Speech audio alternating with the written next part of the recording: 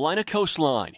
Unfortunately, we had 10 injuries that we could report this time, and we had 3 confirmed fatalities. The powerful cyclone tearing down homes into piles of debris, ripping trees from the root and slamming them into nearby structures and vehicles.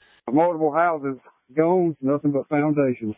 I need help. Knocked out power lines lay along the wreckage as widespread outages roll through the entire region. All this while first responders look ahead to hours-long search and rescue efforts. I expect to go into the afternoon tomorrow. Hopefully, as we get through this, we'll recover and we'll support the community and get back. This as a brutal cold snap wreaks havoc nationwide. The Arctic blast tearing its way south from Oregon, where a Safeway roof collapsed under piles of snow, to Texas, where millions are stuck without power, facing record lows. Rolling blackouts issued to save the state's power grid from crashing. There's a huge demand, a very limited supply. It is a system-wide failure across the state. These are power outages at a huge, unprecedented scale. Impossible driving conditions causing hundreds of accidents. The governor deploying the National Guard and more than 3,000 state troopers. Flights grounded in Dallas and Austin. Crews rushing to remove snow and ice. We're just not prepared for it. The city's not set up for this kind of weather. It's not typical here. Officials in Kentucky urging drivers to stay home. We did not make it through almost a year of a pandemic to lose people to a snow or an ice storm. The winter blast turning deadly in Louisiana after a 50-year-old man slipped on ice. And thundersnow caused this scene after blowing a transformer. In Georgia, new video shows the aftermath from a rare February tornado, now tied to this massive system. This is incredible! But the cold snap's not a negative for everyone. Some folks are still out and about, trying to make the most of this wintry weather. Never get to experience this. I mean, I've never seen this much snow in my lifetime, so I want to try to soak it up as much as I can.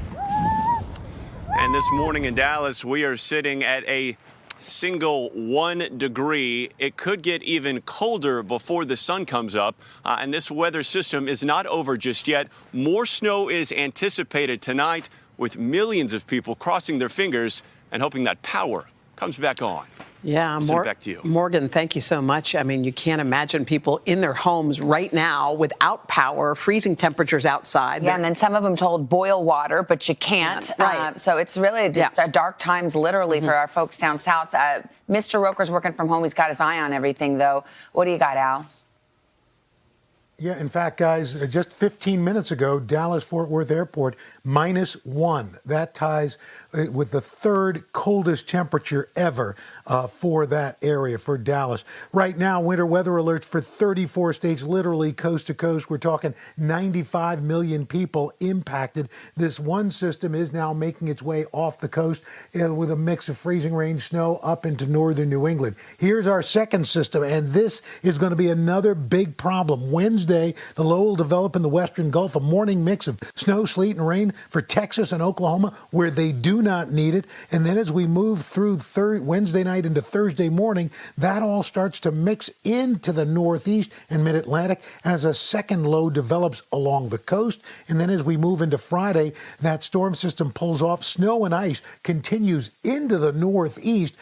We are looking through Wednesday for another 2 to 5 inches of snow for Dallas. They do not need that, obviously. 3 to 6 inches in Oklahoma City, up to 9 inches in Little Rock, 5 inches in Memphis. And as we make our way Wednesday into Friday into the northeast, we're looking at generally moderate snow from the Appalachians into the northeast and parts of New England. And ice, dangerous ice conditions through Thursday from eastern Texas into Tennessee and also the Appalachians into the mid-Atlantic and parts of the northeast as well, guys. And of course, there's this brutally cold air. We're going to take a look at that coming up. But those temperatures are going to be hanging around for at least the next 5 to 6 days. So winter is not releasing its grip anytime soon.